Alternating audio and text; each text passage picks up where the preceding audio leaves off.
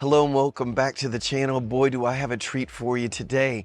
Today we're going to show you some places that you wouldn't probably find if I didn't tell you about it. This being one of them. This is a place called Swan Cafe.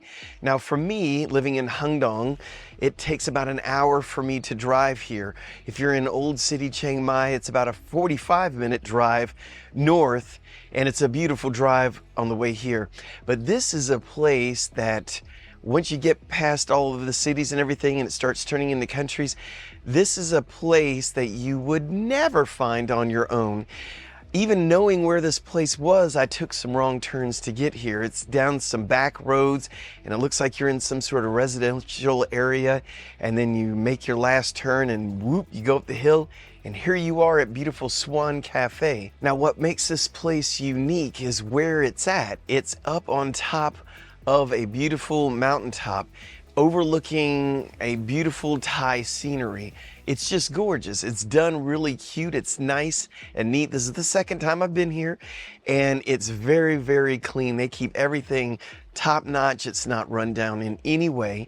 They have great drinks. I got myself a Thai tea and also had one of their cakes. I think I got a slice. It was the macadamian caramel cake, which was very good. So let me show you around this place. Okay, here's the last hill you would take to get to this place, going straight up. And then when you get to the top, you're going to be here where the cafe is. It's a little small, tiny cafe, cute as it can be. And they got such a view. Let me just kind of show you around. So as you can see, the place looks like a little cottage, and it's so quiet here. As you could listen to this, nothing. Just beautiful. So you could bring friends up here, have a really good, nice time here, enjoy some good drinks, food. So here's their inside area. This is where you would order. And here is a look at some of the things in the menu. There's the menu in Thai. Here is the menu that they have in English. And there's also more back behind there in English as well. So then if you go out the back door, there's more of the scenic views. We'll look more at that in a minute, but they got neat places to sit everywhere. They got this place that was just made for pictures, and another spot over there, another table sitting over here, and there's other tables, if you could see down there, all over the place, even hiding over the top here. But anyway, here is a look at the view that you have from here. As you can see, it's absolutely breathtaking. So make sure you do check this place out. If you're bringing friends and you want to impress them with a place, this might be the place that would do it. Anyway, I hope you enjoyed this find, and there is a link to it down in the description. So I've only traveled 8 minutes down the road from Swan Cafe, and I'm at Dantewanda, which is a park. So I've never been here before. I found this place by accident on the internet, so I thought I would give it a try and show you guys what I found. So what this place is, it costs 80 baht, first of all, to get in.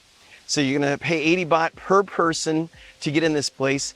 And they have a lot of man-made waterfalls everywhere.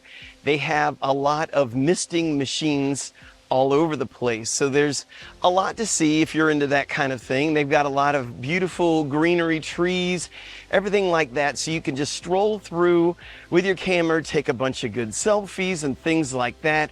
There's actually, at first it didn't look like this place was very big. I thought I had kind of wasted my time. And then I realized that this place just goes on and on and on. So they also have gardens for you to see here. And there's also petting zoos, very small one. Do I recommend it? If you're not looking for any severe excitement and you're just looking for maybe good photos to send back home, or you really like man-made waterfalls and you want to come here and see them, I would do that. Now, I was shocked when I first pulled up here to see that there were a lot of tourists actually here. So there's no denying the place is beautiful. They do have a restaurant here, so you can easily get some food. Now, the funny thing, the ride over here from Swan Cafe was still all back roads. So I was wondering if I was lost, but sure enough, I pulled up, there it was. I could tell where I was, not only from Google Maps, but I could see all of the tourists getting out of the tourist vans. So anyway, the next place that we're going to see is Peng Pao Beach. No, it's not on the ocean. Yes, it's still in this area. As a matter of fact, it was a 13-minute drive over here from the last stop. So all these things are very near to one another. But this is a little man-made tourist trap type thing. It's actually kind of ingenious the way they put this together. So this is a place that has a restaurant. They also have a lot of little man-made lakes that are colored blue. They do have a beach as well. However, there is no swimming. There are signs posted. It's kind of a bummer there because it looks like it would be a fun place to go swimming. So the place is done, you know, really nice everywhere. It's a great place. I had a chicken burger. It did have an egg on it and some sauce. It was a little bit different, but I liked it. I ate it all. So they do have food and the drinks. That was really good. And they do have this little crosswalk thing that you can go over, the little suspension bridge. That's what it is. Funny story about that suspension bridge is that I was here about a year ago and I saw in the news to where they had a bunch of beauty queens out here and they were on that bridge and it collapsed and broke. Well, they built a new one, but they never took down the old suspension bridge. So it's still laying in the water just like it had been over a year and a half ago or however long it's been since those ladies fell in the water. But this place also has other things to offer. They do have animals here. They do have some petting zoos. They do have an area to do ATV where you can rent one and ride it around just a little bit. I'm not sure what all there is to see here if you do rent one, because I've never rented one here. And they do have a little agricultural area as well, so you need to check it out. So here's a look at 3 different places that you might want to check out if you're up in the area. Not everything has to be in the Chiang Mai area. There are a lot of cool things to see and do on the outskirts of Chiang Mai that are really interesting. So anyway, that's all I have for you in this episode. If you haven't subscribed, please consider subscribing. We'd really appreciate it. If you feel so inclined, buy us a coffee, link down in the description. Also, if you do want to give to the channel, there's a way to do that right below where you're looking now, where it says thanks.